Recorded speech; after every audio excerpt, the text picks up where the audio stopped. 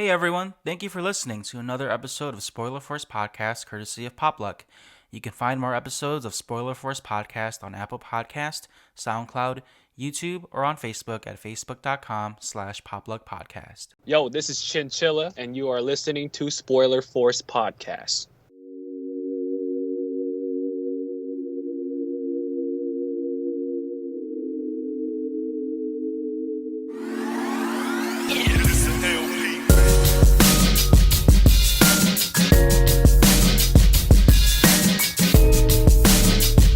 Alright, so this is episode 46 of Spoiler Force Podcast. My name is Ricky, and thank you for tuning in.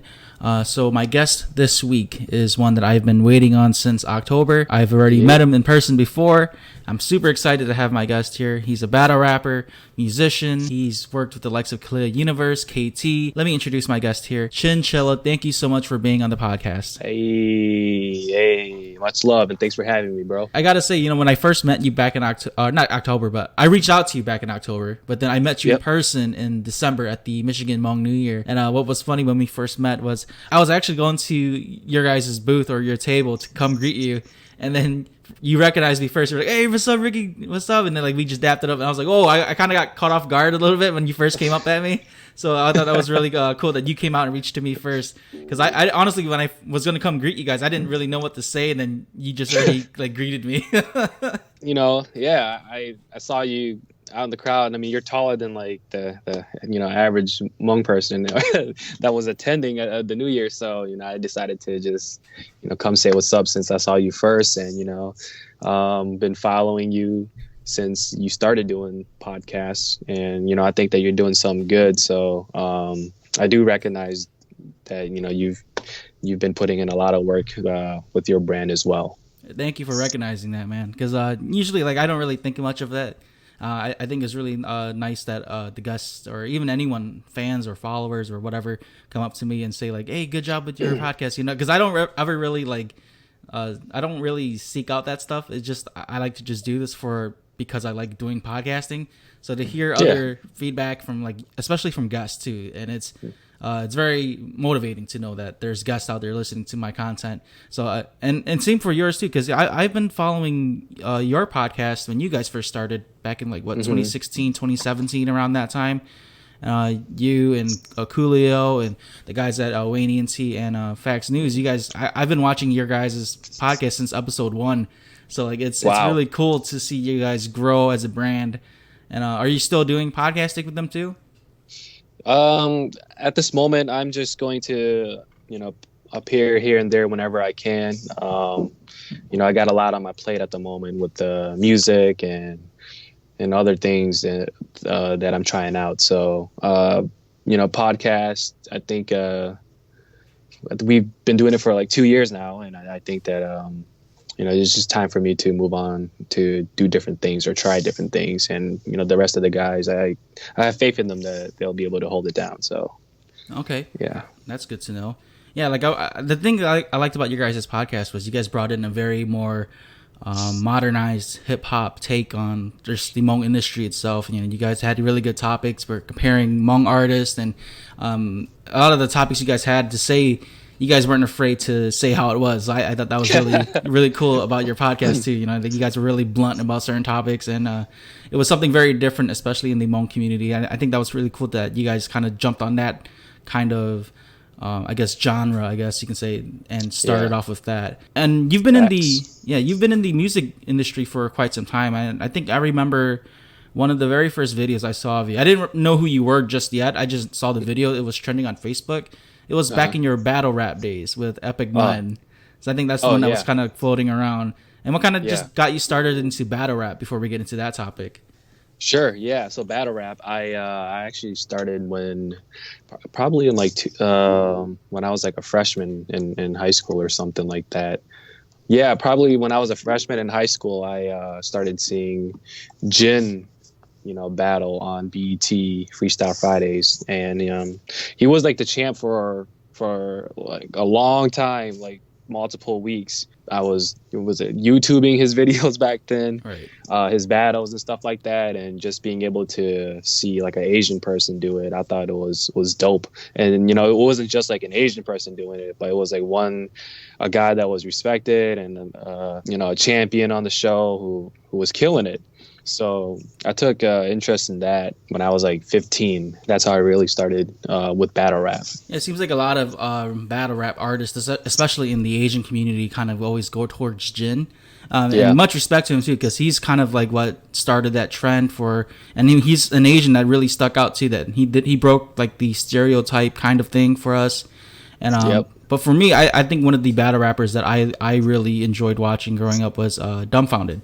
That was one of the guys that I kind of clung on to when it came to that. I guess when it came to battle rap, but just music in general too. As an artist for Dumbfounded, he's actually on my top for like one of my favorite Asian artists out there, because he does more than just like music too. He does the podcasting stuff, and he's trying to get into comedy and acting. So I think what he's been doing for, I guess you could say, Asian empowerment is what really motivates me too. But again, with Jin, like, he has such a huge resume in the industry itself, you know, being signed with Rough Riders and doing music, and then going to China doing music, and then coming back. I think he's on like Wild and Out now too. So it's pretty much gone full circle for him, and it's really cool to still see him in the industry without like having to, I guess you can say, fall off or try to climb back up again. Facts, yeah. You know, like you said, Dumbfounded. He's definitely one of the guys who inspired me as well. You know, first it started with like seeing Jin, and then like doing more research, and then finding out who DFD was. And you know, I saw that you took a picture with him, but I actually, you know, got the chance to meet him as well when he did a show here in Minnesota. So it was pretty cool. Yeah, I kind of like when I've met him twice, but it was like already like a few years too late, kind of.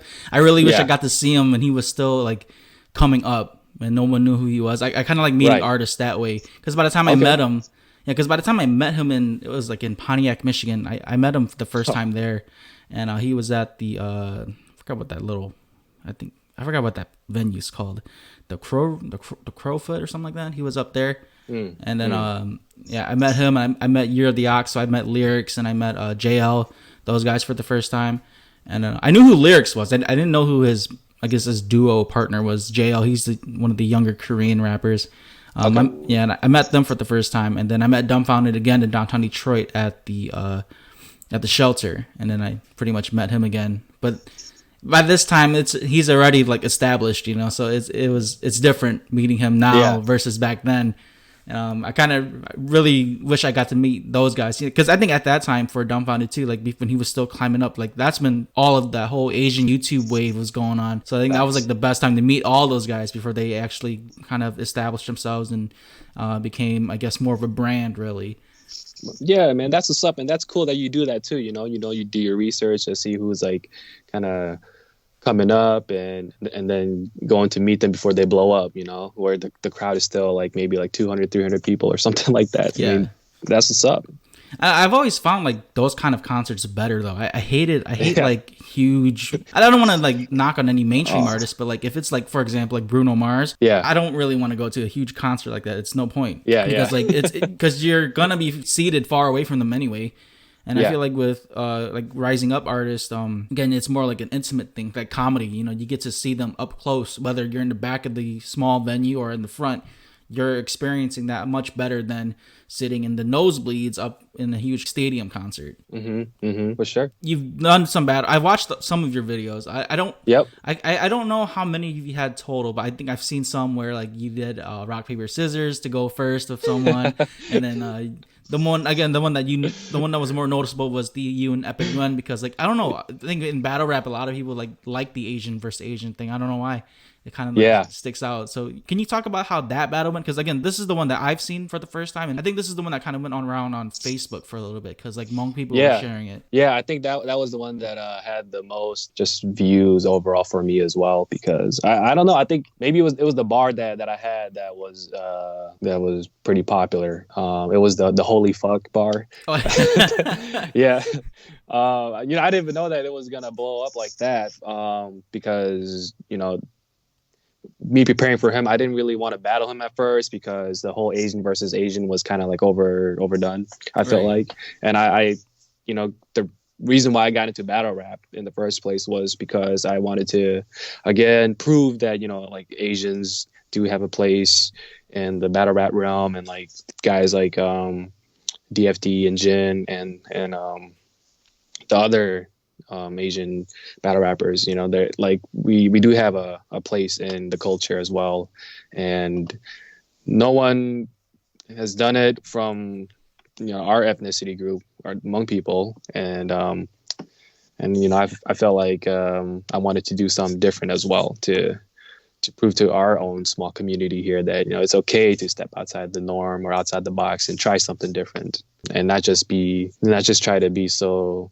within our own community, because I feel like we do that a lot of the times, where we stay within our own community and just do music for our own people and whatnot, and not try to reach for More like mainstream kind of. go mainstream or reach for something that's more so. Yeah, I've noticed that a lot with the Hmong artists today, especially with the past, like, Mm-hmm. 2 or 3 years. And again, I've always bring this up between, you and Ka Lia and KT and those guys, and even like Jer and those guys. Like, you guys are slowly changing, and even David, you guys are changing the spectrum of Hmong music. It's not so much of the old style anymore. It's more modernized, it's more Americanized, and you guys are Facts. still putting in a bit of Hmong culture into it, but you got to reach Yep. out to more than just our community itself. You got to reach out to people who also want to listen to our music. Because I think, like, Yeah. kind of going to tangent here, but you and Clay, you guys were on the radio, and you got like outsiders or Mikado people or even black people listening to your guys' music, Yeah. and they don't know what you guys are saying, but they still bump it. So I thought that was Right. really cool that you guys do that. Yeah, and it's crazy because actually at the Michigan New Year, I don't know, there was like some black dude that was standing close to our booth, right? And then our song Talina came on, and then he was standing there and he was bobbing his head, and then after the song finished, he turned around and he was like, "Yo, that shit bangs." So I was like, "Thank you, man. Thank you," because even though he didn't understand what we were saying, like for the majority of the song, he was able to at least like enjoy it sonically. It sounded good, right? So, Right. and I think the first time somebody actually said that to me was kind of like, well, the Kool-Aid Cool, in our FAX News interview, he talked about like hoping that one day a Hmong song is able to go mainstream while in all Hmong song, right? Just a song in full Hmong. And it's possible because I did it with Gangnam Style. Right. So why can't we do it, right? So And I think it's all about, like, I guess, like you said, it was just all about the sound, really. And that's what it is with today's music, too. It's not even about, like, honestly, it's not even about lyrics anymore. You can rap about, like, Right. like the whole, you can rap about toilet paper or, like, bleach or something. Like, and if you make it sound good, dude, like, people will rock that stuff, So, yeah, hell yeah. I think it's really just how you kind of, like, do the wordplay and how you kind of make it sound. But, yeah, back to the battle rap scene, though. Like, were you kind of nervous at all when you were battling people, being, like, being Hmong, too? And like going out into that kind of community, because with the battle rap community, it does get intense at times. Right. I wasn't nervous as far as being anxious about what they had to say about me, but it was more about if I'm able to get off what I wrote, what if I'm able to execute my performance. Going into battle rapping, I kind of prepared myself to hear the worst of the worst. Right. So, and that's just something that, that you're just going to have to prepare for when you go into battle rap, because anything goes pretty much. But nah, I don't think there's ever been a time where I was nervous of what my opponent had to say as much as nervous for myself and making sure that I am able to do what I have to do. But yeah, I do get nervous. It usually hits me like maybe a couple minutes before the battle starts, and I have to prep myself and go over my rounds and stuff like that. That's a really common thing you brought up too, especially with Asian rappers too. I think Dumbfounded, Traffic, or Timothy Delgado said it. Like we get the worst of the jokes already being bullied at school. So hearing them say it to us during like a battle rap or something, it's nothing. And I think when it really comes down to it, it's like how you flip their insults back to them. Right. And I think that's a really cool thing especially for Asian rappers, because we get the same thing, or Asian people get the same jokes over and over again, like the driving, slanted eyes, being short, like it's something we've already heard. Yeah, pretty much. And the crazy thing is, like a lot of those jokes can be recycled, but yet they'll still hit from time to time, which is kind of, I guess it's it is what it is. But and a lot of people, they do argue that it's not original, but Right. yet some people they just kind of like make a slight change to the joke or to make it hit better. But Overall, it's still like the it same is. thing. Yeah. Yeah, overall, it is what it is, and it's not like I'm holding back either. Sometimes I do say some pretty fucked up shit back to them too. So I'm not holding back either. So yeah, my first battle though, I did hold back though. I did want to Okay. perceive myself as like somebody else, or be too PC, politically correct, and the battle didn't turn out as good. So I was like, you know what, fuck this. Let me just go into the I don't give a fuck mode and lay it all on the line, say what I have to say. So once I did that, things got better, and I was more comfortable with my writing, my performance. Yeah, You ever had any? battle rap is crazy. Yeah, it is. In a way, it's like comedy kind of, where Yeah, there is no holds bar. Like you have to say I guess what is not politically correct. You got to say it to make your punchline good. Because if you don't say it, you're risking the bar or the joke, and it doesn't makes it sound very really like unoriginal or generic. So it's a good thing that you kind of just let that go and just FAX. say what you have to say. yeah, and it's crazy because you have to get it right on the first try, because there's no I mean, I guess you can use it again in later battles, but they're gonna say like that's recycling, so that's it's not legit, it doesn't really count.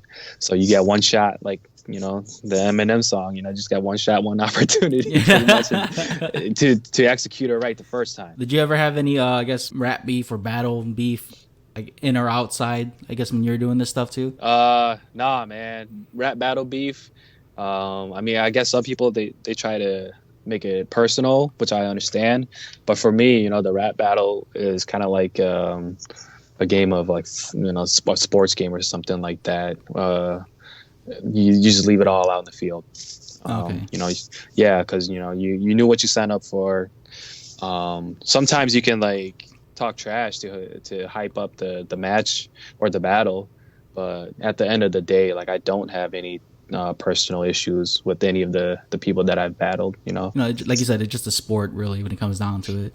So Yeah. But when some people they take it personal, it makes the battle 10 times more interesting. So, Right. so I mean, that's what it is for almost anything, really. Like like even like for example, like MMA. When Conor McGregor was making things personal for everyone, people loved it. It's what drew the crowd. So I think it's the same thing when it goes to like battle rap or anything, really. But I think it's good that you kind of just kept her cool instead of like making things personal against anyone or taking things personal yourself. You kind of just like shook it off after, because once the battle was done, that was it. You just go on to the next one. Exactly. Are you pretty much done with battle rap then? You're retired from battle rap? I definitely took a break for sure. I just got tired of battling because, just like anything else, it's like they don't see all of the extra work behind the scenes. The writing, the prepping for your rounds. There was a period, I think like 2 years or 3 years ago, where I took like 3 battles within like 4 months of each other or something like that. And the one battle was in Boston, and then the next battle, which was like 2 weeks later, was in San Antonio. Damn. And then I had another battle the following month in Minnesota. So I just felt kind of burnt out after that, and just the whole process of preparing for each battle was just too much, because you can probably see, if you go back and watch each of those battles accordingly to the time where I battled, it wasn't the best. It was a little sluggish, and I was stuttering during some rounds and stuff like that. So didn't really want to present myself like as half-assed anymore, which I felt like I did for like a lot of my battles sometimes. So if I were to take another battle again, I'll be 100% focused, and make sure that I'm bringing the best of me and showing everybody the best of my abilities. Okay. Yeah, Yeah. because you don't want to like split half your time with something that you have passions for. You want to go all the way in. That's how I felt too with when I was doing Yeah. podcasting and when I was trying to do like other interests too. I found myself like really exhausted mentally, like Yeah. trying to do everything all together, and then I had to let something go to pursue the podcasting stuff. So I completely understand where you're coming from. When it comes to writing, I guess when it comes to writing for your battle raps versus like the music you make today, was it easier or harder to do one or the other? I guess, like, can you say which one was easier, or are they both the same when it comes to writing? I'd say definitely.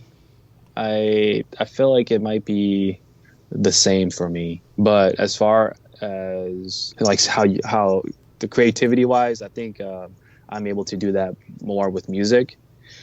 As battle rap, there are like guys who I just look up to on the local scenes, and the guys who have a much more bigger presence mainstream wise, that I just think that their pen game is just too fucking crazy. Like the things they think of, how they write, the metaphors is just too crazy, And I'm not saying that I can't do that, but I'm not willing to put in the time to be able to get to that level, So Okay, yeah. yeah, so it's like I definitely say with the songs and music, that's where my creativity will thrive, and I'm able to do more with that. As far as battle rap, is just something that I enjoy, that I do love, that I just never really advanced from. Yeah, that's great. That's a good response. Because I like to ask people this kind of stuff too. Because writing, writing is pretty much the same in general, but it depends on how you write your material. Like poets write differently than some other poets do, and with battle rap, it's still rap, but it's two different types of styles. One's for music, one's for talking shit, pretty much. Hell yeah, it's completely different. And if you were to just back then to ask me, hey, let's freestyle on a beat, I wouldn't do as well as if you were to ask me to rap battle freestyle against somebody at a party. That's where I thrive, and that's where I'll really kill my opponent. So that's what I used to do, just go to like parties and shit, and like start battling people. Now, speaking of writing though, since we're on this topic, you wrote that line for Talina, the Hmong line, like "Kuyete pae ganyan, zunzu." Oh yeah. Like, how did you come up with that though? Because that's the line everyone right now likes from that song. All the comments in that video, everyone's loving that line. Like, it's a fire emoji and all that stuff. How'd you come up with that? I think it's also like my personality as well. The CityPages article that was written about me not too long ago, shout out to CityPage, talked about suave motherfucker, like just confident and a bit cocky. So saying something ignorant, or saying something to that extent, it's what I do sometimes from time to time. So when I wrote that, it was really just a part of my personality. Like, sometimes if you hang out with me long enough, I'll just I'll be a wild dude sometimes, and say things like that. So that line just came to me naturally. Nice. The song, yeah. I just kind of flowed with the song, and that was the vibe that I was getting from it. So that's just what came to my mind. Yeah, because honestly, that's one of my favorite like bars from that song too. Because it's so different, Thanks, and the way how you write your music too, like especially when it comes to like the more modernized Hmong music, you have like the I guess the metaphors when it comes to like writing as if you were writing English bars, but you say it in Hmong. So I think that's really creative how you do that too. I guess when it comes to Hmong rap, there's some Hmong people who don't really write like that. Like that one, what's it? Those two girls in Thailand that sang that like Kota song. People took that title as if it was like as if you were talking about like a hard dick, and then like some people say like they're talking about being hardcore, but to us as Americans we're like, no, they're talking about something else. It's like the meaning of that is different. So I like how you do with your writing, like you make the Hmong aspect of it more Americanized. So like when like the more modern youth or more Americanized Hmong people listen to your music, it's you still get the bar, we still get the metaphor, and it's like a win-win pretty much because it's still in Hmong too. Right, exactly. See, look, man, you getting it, bro. So you definitely with the new wave, man. So yeah, I definitely try to be creative and witty with my writing. Like, I think that's just a part of my personality as well. Just somebody who's just creative and witty and makes people like smirk or laugh. So like every verse, I know I try to at least write something that's witty. Yeah, you can go back and listen to each verse, and maybe there's that one punchline or that that one line or that one bar that will stand out or make you remember the verse. Because to me, if you write something or write a whole verse or something like that, and nobody remembers anything that you said, then that says something about the verse. So I at least want everybody to remember at least one thing from a verse if I was ever to lay it down. So that's just my thing. Right. Like you said, being witty is pretty much like, I guess, how you can just summarize how you write and how you present your music, and is different, especially being a Hmong artist. I feel like that's something that a lot of new wave like Hmong writers are doing, being way more witty, creative, way more I guess more expressive when it comes to, like, they're not holding back anymore. Not to where it's bad, but it's to where we're not so reserved anymore either. So it's like, it's really good to see that kind of expression when it comes to us, because now we're being seen in a different light instead of just the conservative, very laid back, traditional Hmong people. It's like we're more out there now. So I think that's really good. Yeah, exactly. So, and with the likes of guys like KT, who's been doing it forever, he's always had that style of putting himself out there, saying things that maybe looked down upon in our community.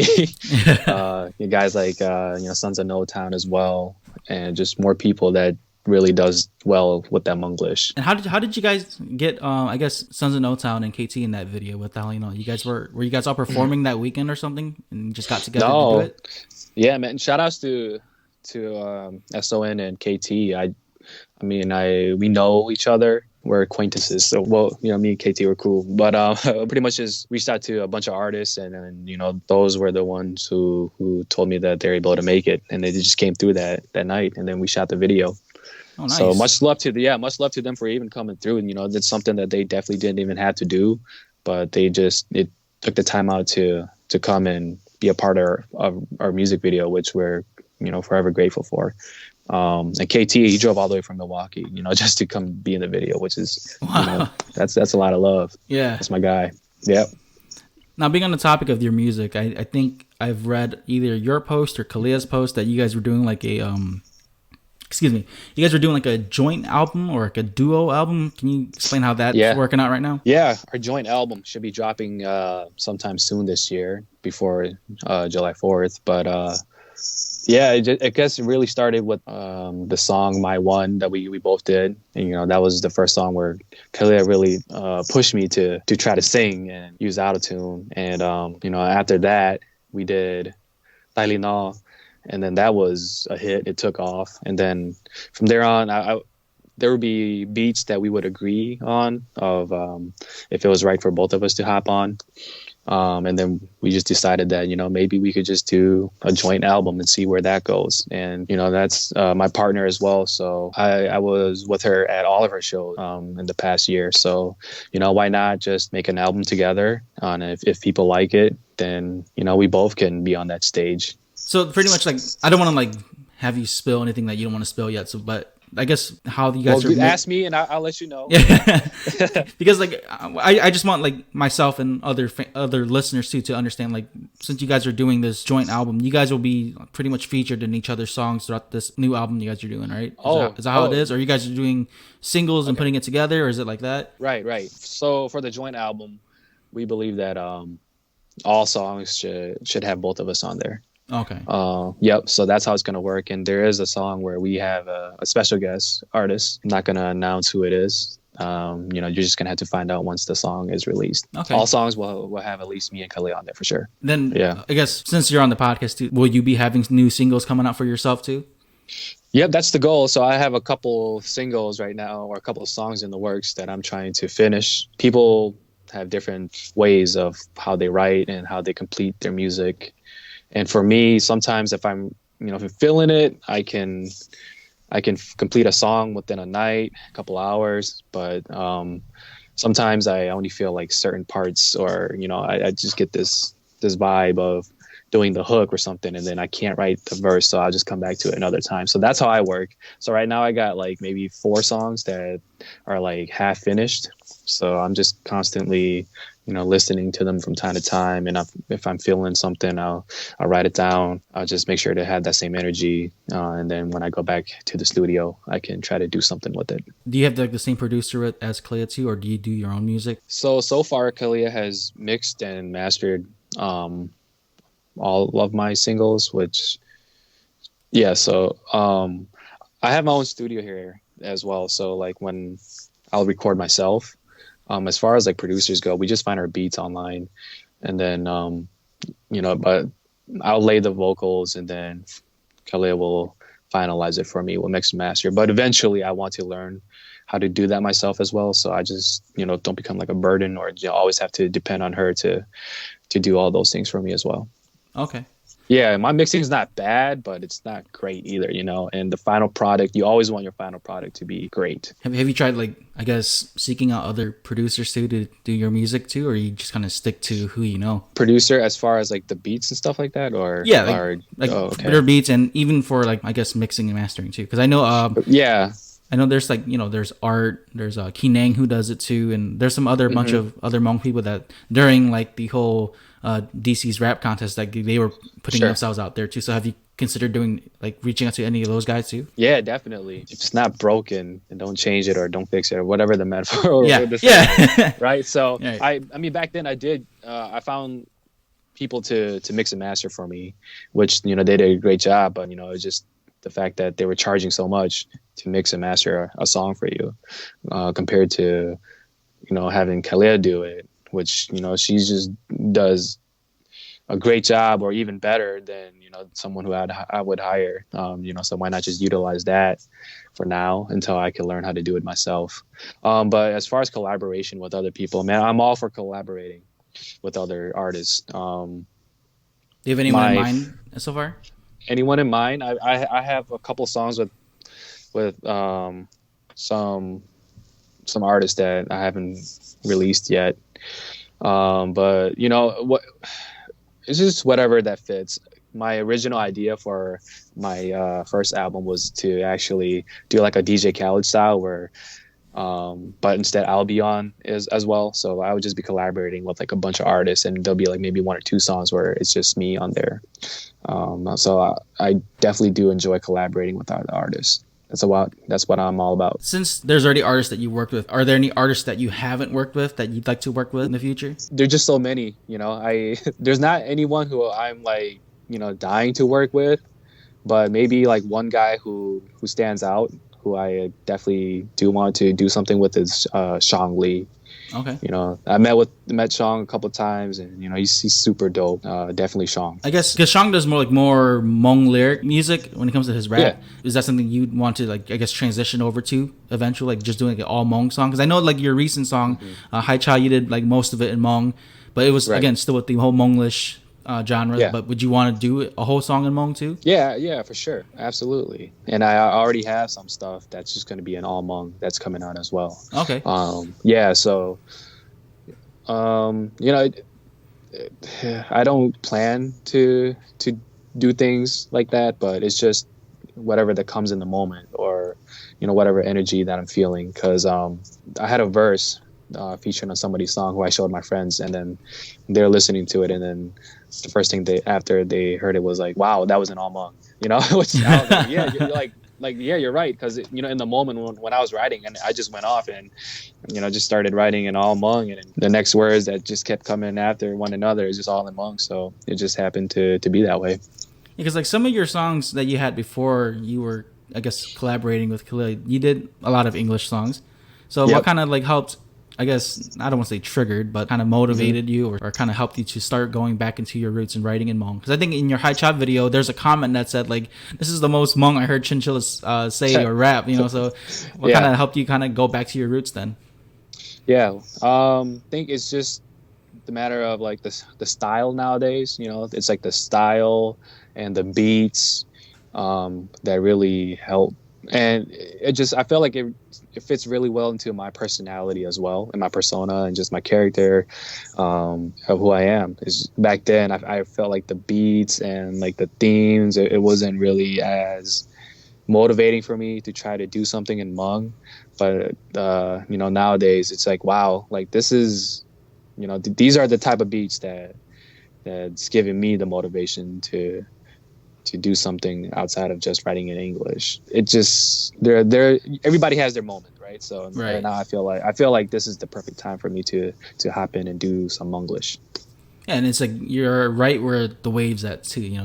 This is what everyone's kind of going for when it comes to, I guess, the music today, and especially for 2020, because like a lot of people, a lot of artists in general, they're kind of transitioning into that style again, like with this genre of Monglish. And I think with what you guys done is pretty much make it possible to make it sound good. Because I think Ka Lia said something about like K-pop's doing it, and then like there's, I guess, even Thai music that does the mixing of the English and their language. So why not have Hmong and English music kind of get together? So I thought that was a really cool concept to bring up and compare to with our music today. Are there any new music videos that you're planning to release soon? I guess before the summer hits. Yeah, absolutely. Probably like maybe one or two more. Nothing in the works right now, but as soon as I'm done with these songs, and it's gotta go back and just talk with Ka Lia about which song we should shoot for next. Yeah, we got a bunch of things that we just gotta go over to pick and choose which one we feel like would be the best one to put out. But definitely be on the lookout for a couple more. Okay, that's good then, right before the summer too, because I know summertime's like where it's big for a lot of Hmong artists, especially like J4 season. You guys will be at the tournament up there too then, having a booth and all that? Most likely, yes. Because I know like was it last year or the year before, like you and the FAX guys, you guys been around, spoke with people and did the questions and stuff like that. Is that something you guys might do again too this year? If those guys are up for it, definitely. I was a part of that, the video at the beer garden and whatnot. It was fun. It was something different for our community, at least, So we're definitely going to try to do that again. When you guys did that video, I thought it was very different. You don't really see that at these kind of, I guess, events per se. Yeah. Because it's mostly just like, the foodies doing like the food reviews or just people meeting artists, but to go around and just randomly question people or to like, I think it's good too that you guys have the beer garden up there, because I've been there once and it's like a mini, like a very mini Hmong EDC kind of thing too. So I thought it was really cool that you guys went to go talk to Hmong people who were already like drinking or pre-drinking and having them give out honest answers. So I thought that was really funny. Your experiences like being on the radio and being interviewed back to CityPages too. How was that experience like for you to hear your stuff on a radio station up in Minnesota? How was that feeling like? Yeah, it's definitely motivating, man. Just being able to have the radio host, say your name on the radio, and knowing that there may be a couple thousand more people that's tuning in to, this one channel that is about to play your song, your music, your voice. That's just a crazy feeling.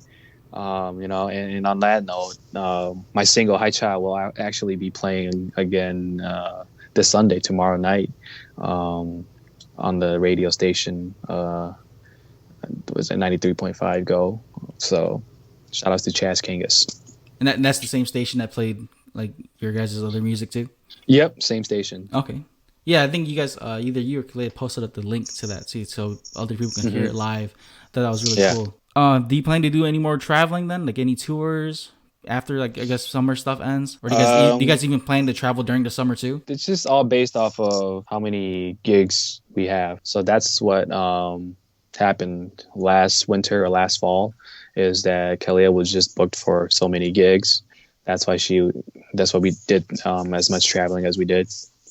So yeah, we're looking forward to being booked again by different city, different states, so that we can get to travel again. Yeah, but personally, I do like traveling. But yeah, so I've been to a lot of different places in my personal life outside of just going for music. Well, yeah. I was gonna ask you, when you came to Michigan, I actually know some people that are I guess you can say are your cousins. And I've told them that you were going to be on the podcast, and so one of your cousins was like, "Yeah, I know Chin. You should get Chin on the podcast and stuff." So when you come back to, are you originally from Michigan, or are you born and raised in Minnesota, and then just no family here in Michigan? I have family in Michigan. I was born in Michigan. I was born in Gladwin, Michigan, small town. My parents, they had like a restaurant there. They were in the restaurant business, of course, right, in Michigan, for for a couple of years, and then we moved to Minnesota because we just had more relatives up here. So I moved up here when I was like 2 or 3. So I pretty much was raised in Minnesota. Right. So when you do come back to Michigan, you go see your family here, and then. Sure. Whenever I try to come back, I try to hit them up and say, hey, I'm in town. If you guys are free, we could do something. If not, it's cool. But they live in like small towns too. So, and I don't really come to Michigan a lot. Like when I came that one time, it was probably like my first time in, I don't know, maybe like 7-8 years.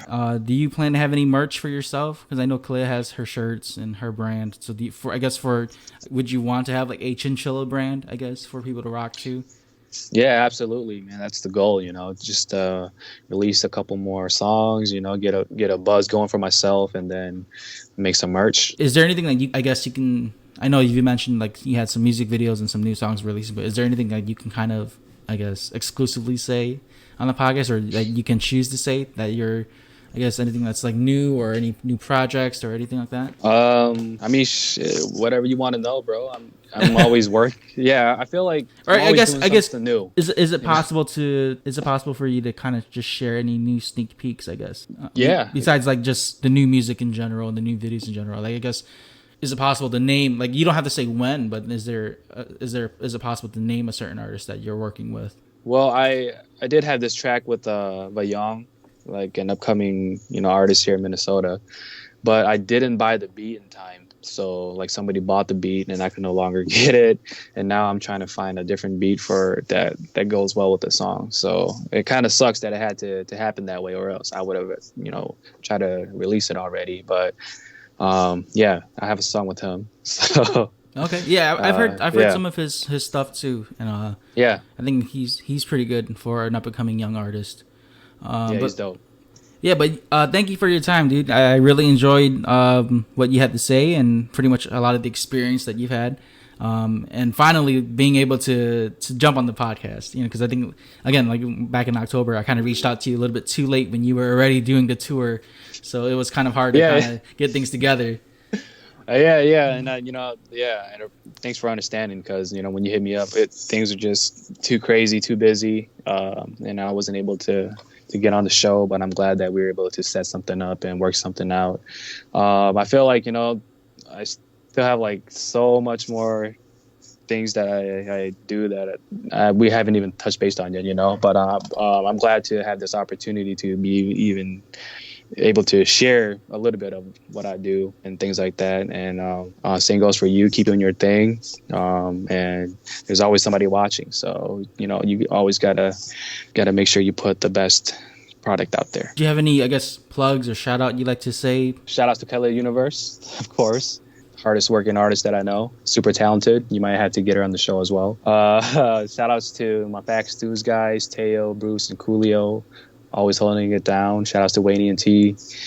And yeah, that should be it. Much love to all of my supporters. Just be on the lookout for more music and more whatever that I'm doing in the future that's gonna come out soon. So yeah, can you let listeners know too how to contact you? I guess through social media and stuff like that. Yeah, I just started my Facebook fan page, so just look for Chinchilla. There's a shitload of other Chinchillas out there, so make sure you find the right one. As far as my Instagram go, it's Chinchilla_MN. So make sure to follow me on Instagram as well. Okay. And before I wrap things up officially on the episode, I do want to let listeners know that next Sunday I'll be having a episode with Kenji Her, so make sure you guys tune into that. And then I do have some other episodes in the works too, which I am not going to really announce yet. Maybe on a Tuesday live stream that I usually do. I'll probably do a little bit of announcements then. I'm still trying to confirm things with certain artists and certain guests. But make sure you definitely check into or tune into the episode of Kenji Her next Sunday. And make sure to subscribe, follow Popluck, and subscribe to Spoiler Force Podcast on YouTube, SoundCloud, and Apple Podcasts. New episodes are always uploaded there first. That way you don't have to wait for them to be on the Facebook page. And you get to listen to it right away. And same thing with this episode too. I'll be editing this episode right after we wrap things up here, and then Sunday evening hopefully around 7 to 8, it should be uploaded by that time. But if not, I'll make a post about it, and I usually give out like alerts or anything or any changes and delays or postpones on the Popluck page. So make sure you follow Popluck on Facebook. And again, thank you, Chin, for doing this. I had a great time, and hopefully, I know that you're working on a lot of material too. So hopefully, like later down this year, once you have more material that you can talk about, hopefully I can have you back on the podcast again, and we can just pretty much talk about whatever, you know. Yeah, definitely. We got to do this again and just be more relaxed and whatnot. But much love for having me on the show, Ricky. Keep doing your thing, bro. All right, you guys. Thank you guys for listening, and have a great day.